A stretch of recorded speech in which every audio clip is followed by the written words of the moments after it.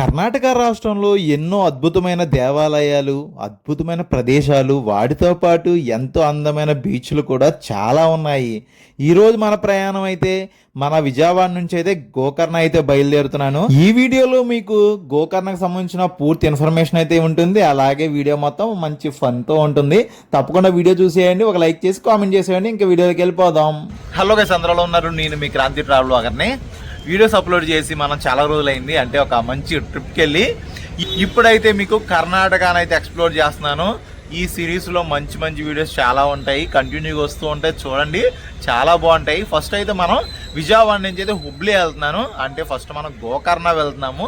గోకర్ణ, మురుదేశ్వర్, ఇంకా మంచి మంచి ప్లేస్ అన్నీ ఉన్నాయి, ఒక కంటిన్యూగా వస్తూ ఉంటాయి. వీడియోస్ కంటిన్యూగా చూస్తూ ఉండండి, ప్లీజ్ సపోర్ట్ చేయండి. ప్లీజ్ ఒక లైక్ చేసి కామెంట్ చేస్తే వీడియో బూస్ట్ అవుతుంది, ఓకేనా? ఇక్కడ నుంచి మనం విజయవాడ రైల్వే స్టేషన్కి వెళ్ళిపోయి మిగిలిన విషయాలు మాట్లాడుకుందాం. Okay, let's go. ఇప్పుడు మధ్యాహ్నం 1:15 అయితే మన విజయవాడ రైల్వే స్టేషన్ నుంచి అయితే ట్రైన్ ఉంది. అండి టైం 1 గంట అయింది, లోపలికైతే వెళ్ళిపోదాం. ట్రైన్ బాబాయ్ చాలా ఫాస్ట్గా ఉన్నాడు. ఎక్కడి నుంచే స్టార్టింగ్ కాబట్టి ట్రైన్ ఆల్రెడీ పెట్టేశారు. 1 గంట 7 నిమిషాలు అయింది. ఓకే అండి, ఇంకెక్కేద్దాం. ఈ train number 17330 Vijayawada to Hubli express. ఇది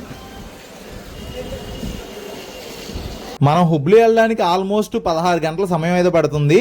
దీని స్లీపర్ టికెట్ అయితే 400, అది థర్డ్ ఏసీ అయితే 1060 రూపాయలు అలా ఉంటుంది. గుంటూరు స్టేషన్ దగ్గర భలే ఉంది లుక్. ఇక్కడ గుంటూరు వాళ్ళందరికీ హాయ్ హాయ్. గుంటూరు వాళ్ళు ఎవరైనా చూస్తే ఒక్కసారి హాయ్ చెప్పండి. గుంటూరు రైల్వే స్టేషన్ దాటేసి అయితే మనం వెళ్ళిపోతున్నాము. Bye bye Guntur. మార్నింగ్ ఎగ్జాక్ట్గా 5:25 అయింది. మనం హుబ్లీలో అయితే రీచ్ అయిపోయాము. ఇక్కడి నుంచి మనం బయటికి వెళ్ళిపోదాం. ఎగ్జాక్ట్ టైంకి అయితే దింపేసింది ట్రైన్. సూపర్ బాబాయ్. హుబ్లీ స్టేషన్ బాగుంది కదా, బాగా ఏర్పాటు చేశారు.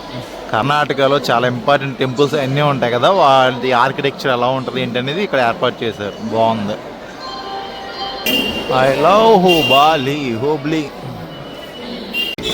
మీకు స్టేషన్ నుంచి బయటకు వచ్చేసిన తర్వాత మీకు డార్మెటరీస్ కానీ ఫ్రెష్ అప్ ఏదైనా అవ్వడానికి కావాలంటే 1వ నెంబర్ ప్లాట్ఫామ్ నుంచి అలా బయటకు వచ్చేస్తే ఇక్కడ చాలా హోటల్స్ ఉన్నాయి, టిఫిన్ సెంటర్స్ కూడా చాలానే ఉన్నాయి. ఇక్కడ డార్మెటరీస్ ఉన్నాయి. ఫ్రెష్ అప్ అవ్వడానికి కూడా 100 రూపాయలు ఇస్తే 4 అవర్స్ ఉండి ఫ్రెష్ అయిపోవచ్చు. అలాగే నైట్ రెస్ట్ తీసుకోవడానికి అన్నిటికీ కొంచెం ఈజీగా ఉంది ఇక్కడ బడ్జెట్లో. దాన్ని బట్టి 1వ ప్లాట్ఫామ్ బయటకు వచ్చిందో అది చూసుకోండి. హుబ్లీ న్యూ బస్ స్టాండ్కి అయితే వచ్చాము. మనం గోకర్ణ వెళ్ళాలంటే ఇక్కడ నుంచి బస్సెస్ ఉంటాయి. మనకి రైల్వే స్టేషన్ నుంచి ఒక 3 to 4 కిలోమీటర్స్ దూరంలో ఉందంతే. అక్కడి నుంచి ఇక్కడ రావడానికి బస్సెస్ ఉంటాయి, షేరింగ్ ఆటోలు ఉన్నాయి, అన్నీ ఉన్నాయి, ప్రాబ్లం లేదు, చక్కగా వచ్చేయచ్చు. ఇక్కడ బస్సెస్ ఎక్కడ ఉన్నాయి గోకర్ణకి వెళ్ళడానికి చూద్దాం. మనకి డైరెక్ట్ గోకర్ణకి వెళ్ళాలంటే 8:30కి ఉందన్నారు. వీళ్ళు ఏం చెప్పారంటే అన్కోలాకి వెళ్ళిపోండి. అన్కోలాకి వెళ్తే అక్కడి నుంచి గోకర్ణకి ఫ్రీక్వెంట్గా ఉంటాయి, అక్కడికి వెళ్ళమని చెప్పారు.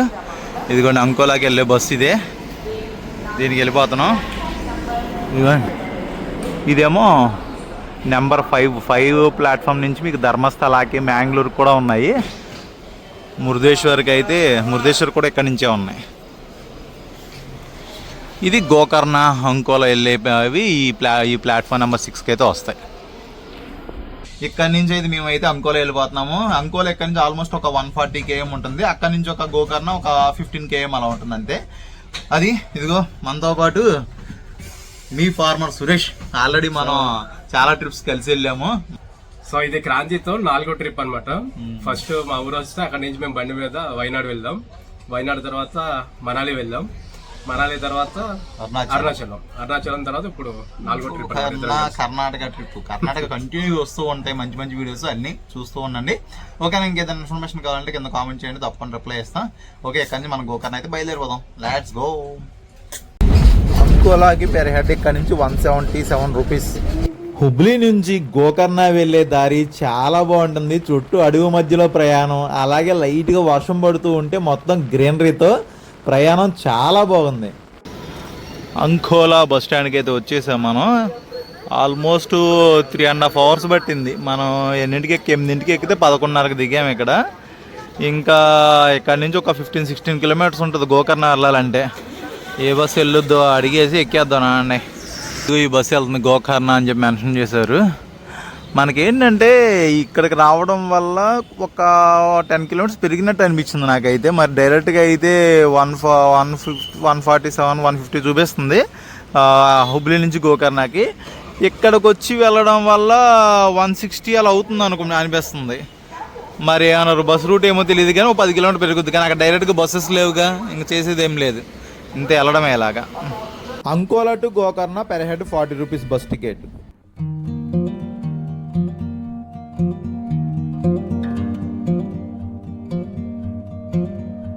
Welcome to Gokarna. మనం అయితే గోకర్ణ అయితే వచ్చేసాము. బ్యాక్ కనిపించేది గోకర్ణ బస్ స్టాండ్. ఇది మనం మార్నింగ్ 8కి హుబ్లీలో అయితే బస్సు ఎక్కితే ఇప్పుడు ఆల్మోస్ట్ 12 అయిపోతుంది. 12 ఆల్మోస్ట్ 1 అయిపోతుంది. మీకు డైరెక్ట్గా గోకర్ణ బస్సెస్ డైరెక్ట్గా అక్కడి నుంచి ఉంటే ఒక అరగంట లేట్ అయినా పర్లేదు, అవే ఎక్కండి. మేము అంకోలా వచ్చి అక్కడి నుంచి అయితే బస్సు చేంజ్ అయ్యి ఇలా వచ్చాము. అప్పుడు దొరకలేదని చెప్పి మ్యాక్సిమం డైరెక్ట్గా రావడానికి ట్రై చేయండి. ఇప్పుడు ఏంటంటే మనం ఇక్కడ ఒక హోటల్ అయితే బుక్ చేసుకున్నాం, అక్కడికైతే వెళ్ళిపోతున్నాం. వెళ్ళిపోయి అది ఎలా ఉంది, దాని కాస్ట్ ఎంత, అన్ని పూర్తి వివరాలు కంటిన్యూగా చెప్తూ ఉంటాను. వీడియో పూర్తిగా చూసేయండి. ఫస్ట్ అయితే ఒక లైక్ చేసి కామెంట్ చేసేయండి. వెళ్ళిపోదాం ఇంకా. Let's go. మనం బస్ స్టాండ్ దగ్గర నుంచి ఇలా స్ట్రైట్గా బయటికి రాగానే ఇక్కడ శ్రీ గణేష్ రెంటల్ బైక్ అని ఉంది. ఇక్కడికి వచ్చాము. వీళ్ళ దగ్గర అయితే బైక్ రెంట్కి తీసుకున్నాము. మనోడు మంచి ప్రైజ్కి ఇస్తున్నాడు మనకి, పెర్ డేకి 400 450కి అలాగా. కావాలంటే ఇది contact number Shri Ganesh rental bike, అది కొన్ని కాంటాక్ట్ నెంబర్ అక్కడ ఉంది. బ్రో భయ్యా మై సబ్స్క్రైబర్ का थोड़ा डिस्काउंट दे दो. डिस्काउंट क्या? సబ్స్క్రైబర్స్ का. ठीक है ఓకే ఓకే ఓకే.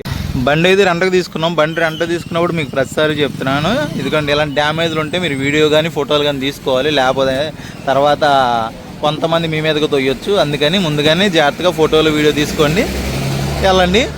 ఇక్కడ కన్ఫామ్గా లైసెన్స్ ఉండాలి. లైసెన్స్ లేకపోతే బాబాయిలు పట్టుకుంటారు, జాగ్రత్త. హెల్మెట్ పెట్టుకొని డ్రైవింగ్ చేయాలి. వీళ్ళకైతే ఆధార్ కార్డు ఇచ్చినా చాలు, బండి అయితే ఇస్తారు. ఓకే నా అన్నకి వెళ్ళిపోదాం. వెళ్ళే వే చూడండి ఎలా ఉందో.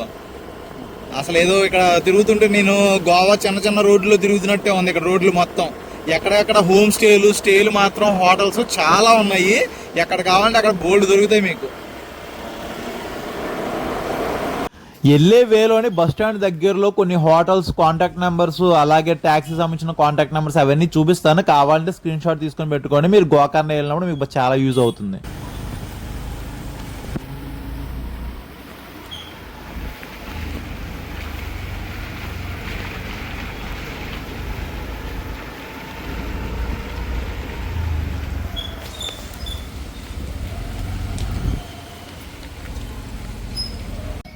చేపలు ఇదంతా ఫిష్ మార్కెట్.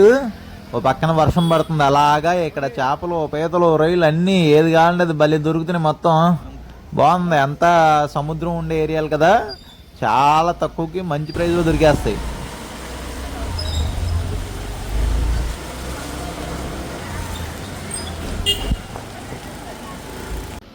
మనం స్టే చేస్తున్న రిసార్ట్కి అయితే వచ్చేసాము. ఇదే live in waves stay and cafe. Phone number కావాలంటే ఇక్కడ ఉంది. బస్ స్టాండ్ నుంచి ఎగ్జాక్ట్గా ఒక 3 to 4 కిలోమీటర్స్ దూరంలో ఉంది. చూడండి అసలు ఎలా ఉంది, వైబ్ మామూలుగా ఉండదు. ఇక్కడ ఇవన్నీ మనకి రూమ్స్, అది కొన్ని ఎదురుగా ఇక్కడ కేఫ్ ఉంది, అక్కడ బీచ్, ఇయో డిఫరెంట్ రూమ్స్ అక్కడ ఉంది. బీచ్ ఫ్రంట్ రూమ్స్ కూడా ఉన్నాయి. కాకపోతే అది ఏంటంటే 4 మెంబర్స్ అలా ఉండడానికి అయితే అవి ఇస్తా అన్నారు. మనకి ఇది ఇచ్చారు. ఒక్కసారి లోపలికి వెళ్ళి చూపిస్తా చూడండి. బయట సిట్టింగ్, ఇక్కడ కూర్చోవచ్చు కొంచెంసేపు. పార్కింగ్ అంతా బాగుంది. లోపలికి వస్తే ఏసీ, బెడ్, ఒక బీరువా, అంతా బాగుంది. వాష్రూమ్ ఎలాగుంది.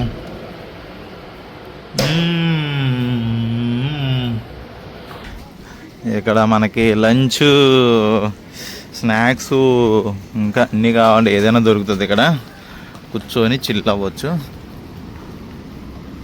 ఇంకా ఎదురుగా అదిరిపోయే బీచ్, మామూలుగా లేదు కదా వ్యూ. లైట్గా వర్షం పడుతుంది, బాగుంది. లివ్ ఇన్ వేవ్స్ ఇదే.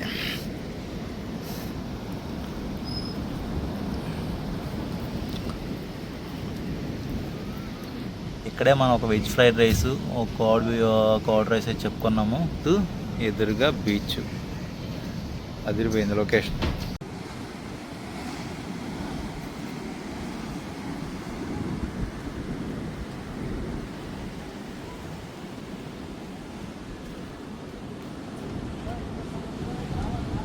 అదిరిపోయింది కదా లొకేషన్ మాత్రం. చాలా బాగుంది, ఎక్స్పెక్ట్ చేయాలి. మేమేదో మామూలుగా రీల్స్ అవి చూసి వచ్చాం కానీ ఇంత బాగుంటుంది అనుకోలేదు. చాలా బాగుంది. నైట్ చిల్ అవ్వచ్చు మంచిగా ఇక్కడ. ఎవరన్నా ఫ్రెండ్స్ వచ్చినప్పుడు పార్టీలో చేసుకోవడానికి చాలా బాగుంటుంది. మనం స్టే చేస్తున్న లివిన్ వేవ్స్ రిసార్ట్ ఉంది కదా, ఒక్కసారి వీళ్ళదే. ఇదిగోండి, ఇది చూడండి, ఈ అద్దాలతో ఎదురుగా బీచ్ ఉంది. ఇలా దీంట్లో ఇది పెద్ద రూమ్స్. లోపలికి వెళ్ళి చూస్తానా అండి. ఇదిగో ఇక్కడ 2 మెంబర్స్, అక్కడ 2 మెంబర్స్, 4 మెంబర్స్. అంటే మీరు గ్రూప్గా వచ్చారు అంటే బెస్ట్. ఇది బాగుంది. ఇదిగోండి, ఇక్కడ పడుకుంటే మనం బీచ్ కనిపిస్తుంది. అలాగా సూపర్ ఉంది. Night curtains వేసేసుకోవడమే. బాబాలే ఉంది అబ్బా, ఇది నాకు బాగా నచ్చింది. వాష్రూము ఇక్కడే ఉంది, వాష్రూమ్ కూడా బాగానే ఉంది మొత్తం.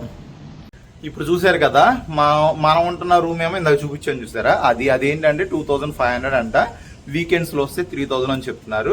ఇప్పుడు ఈ 4 బెడ్స్ ఉంది కదా, అదే 4 మెంబర్స్ పడుకునేది ఉంది కదా, ఇదైతే 4500 అంట సోమవారం నుంచి శుక్రవారం వరకు. వీకెండ్ వస్తే 5000 అని చెప్తున్నారు. వీళ్ళ కాంటాక్ట్ నెంబర్ అయితే కింద డిస్క్రిప్షన్లో పెడతాను, ఒక్కసారి చూడండి. కొంచెం డిస్కౌంట్ ఇస్తారు, మాట్లాడండి ఒకసారి. కానీ లుక్ అదిరిపోయింది. ఫుడ్ కూడా వీళ్ళ దగ్గర బాగానే దొరుకుతుంది. కొంచెం కాస్ట్లీ ఫుడ్ వీళ్ళు అనేది దొరుకుతున్నాయి. కొంచెం కాస్ట్లీ ఉంటాయి ఇక్కడ బీచ్ దగ్గర కాబట్టి. దాన్ని బట్టి చూసుకొని మంచి రిసార్ట్ అయితే బుక్ చేసుకోండి. ఇక్కడ అదే బెటర్. ఇప్పుడు మనం గోకర్ణలోనే తప్పకుండా చూడవలసిన దేవాలయం మహాబలేశ్వర టెంపుల్కి అయితే వెళ్తున్నాము. టెంపుల్ దగ్గరికి అయితే వచ్చేసాము. ఇక్కడ బండి అయితే పార్క్ చేస్తాం. మేమున్న హోటల్ దగ్గర నుంచి ఒక 4.5 కిలోమీటర్స్ అలా ఉంది. ఇక్కడికి వచ్చిన తర్వాత అక్కడ గణపతి దేవ్ అని చెప్పి వినాయకుడిది ఒక టెంపుల్ ఉంది. సోమవారికి దండం పెట్టుకొని అయితే మనం మెయిన్ టెంపుల్కి అయితే వెళ్దాం.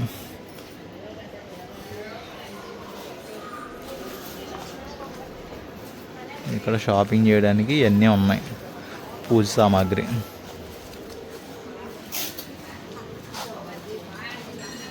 మీరు మహాబలేశ్వర టెంపుల్కి వచ్చినప్పుడు పక్కనే ఉన్న ఈ వినాయకుడి దేవాలయాన్ని అయితే తప్పకుండా దర్శనం చేసుకోండి. మన భారతదేశంలో ముఖ్యమైన శైవ క్షేత్రాల్లో ఒకటి ఈ మహాబలేశ్వర దేవాలయం. ఈ మహాబలేశ్వర దేవాలయంకి గోకర్ణం అని పేరు ఎందుకు వచ్చిందంటే, గోకర్ణం అంటే గోవు చెవి అని అర్థం వస్తుంది. ఇక్కడ గంగావళి, అగునాశిని అనే నదులు గోవి చెవి ఆకారంలో ప్రవహించడం వల్లనే ఈ క్షేత్రానికి గోకర్ణం అని పేరు వచ్చింది. రావణాసురుడికి శివుడు ప్రసాదించిన ఆత్మలింగం ఇక్కడే ఉంది. రావణుడు ఈ ఆత్మలింగాన్ని లంకకు తీసుకెళ్తూ ఉండగా వినాయకుడు చిన్న బాల్డ్గా వచ్చి ఈ ఆత్మలింగాన్ని భూమిపై ఉంచుతాడు. ఎంత ప్రయత్నించినా రావణుడు దాన్ని పైకి తీయలేకపోవడంతో ఆ లింగం ఇక్కడే స్వయంభూగా వెలిచిందని చెప్పి పురాణాలు చెప్తున్నాయి. దీన్ని దక్షిణ కాశీ అని కూడా పిలుస్తారు. అరేబియా సముద్రం తీరా ఉన్న ఈ ఆలయం 4వ శతాబ్దానికి చెందింది. ఎంతో పవిత్రమైన ఈ దేవాలయాన్ని జీవితంలో ఒక్కసారైనా దర్శనం చేసుకోండి. గోకర్ణ మహాబలేశ్వర దర్శనం అయితే చాలా బాగా జరిగింది. ఇక్కడ ఖచ్చితంగా రూల్స్ ఏంటంటే పంచ్ కట్టుకునే లోపలికి వెళ్ళాలి. పంచ అలాగే పైన కూడా టీ షర్ట్ కానీ షర్ట్ కానీ వేసుకోకూడదు. కండవా కానీ ఏమీ లేకుండా వెళ్ళినా పర్వాలేదు, అలౌ చేస్తారు. కానీ కింద మాత్రం పంచ్ ఉండాల్సిందే ఖచ్చితంగా. వచ్చిన గుర్తు పెట్టుకోండి. అలాగే మీకు దర్శనం మాత్రం స్పర్శ దర్శనం చక్కగా బాగా జరిగింది. ఈవినింగ్ 5 నుంచి 7:30 వరకు ఉంటుంది. మార్నింగ్ 6:30 నుంచి 12 వరకు ఉంటుందంట. ఆ టైంలో అయితే రావడానికి ప్రయత్నించండి. చాలా బాగుంది దేవాలయం అయితే. గోకర్ణ వచ్చిన వాళ్ళు అసలు ఈ దేవాలయాన్ని మిస్ అవ్వకండి. ఇంకా మనం ఇక్కడ నుంచి అయితే ఇంకా చూడాల్సినవి ఇంకా ఉన్నాయి, అన్నీ చూసుకుంటూ వెళ్దాం. మనం ఇటు నుంచి దర్శనానికి వెళ్తాం కదా, అటువైపు నుంచి దర్శనం అయిపోయింది బయటకు వస్తాము. దర్శనం అయిపోయిన తర్వాత ఇలా వచ్చేస్తే ఇదిగోండి, ఇలా ఈ రోడ్లో ముందుకు వెళ్ళిపోతే బీచ్ ఉంటుంది. ఇక్కడ మహాబలేశ్వర టెంపుల్ దగ్గర ఉన్న బీచ్ ఇదే. చాలా బాగుంటుంది. ఈ చుట్టుపక్కల మొత్తం మీకు స్పైసెస్ కానీ షాపింగ్ సంబంధించినవి కానీ అన్నీ దొరుకుతాయి. ఏదైనా కావాలంటే ఇక్కడ బై చేసుకోవచ్చు. అండి బీచ్ దగ్గరికి వెళ్ళి సరదాగా బీచ్ దగ్గర క్రౌడ్ ఎలా ఉందో చూపిస్తా. వచ్చేసాం టెంపుల్ దగ్గర నుంచి బీచ్ దగ్గరికి వచ్చేసాం.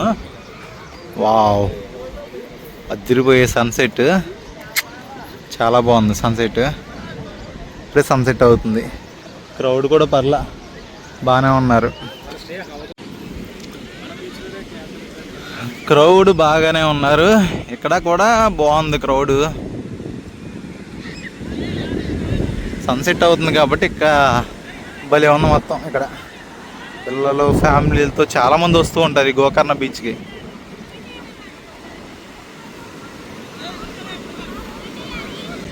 బీచ్ దగ్గర వేడి వేడి మిరపకాయ బజ్జీలు, అట్టికాయ బజ్జీలు, ఎదురుగా బీచ్ బాగుంది. ఇంతటితో ఈ వీడియో ఎండ్ చేస్తున్నాను. నెక్స్ట్ గోకర్ణలో చూడాల్సిన ప్లేస్ అన్ని చూపిస్తాను. ఓకే, అందరికి టేక్ కేర్, బాయ్ బాయ్.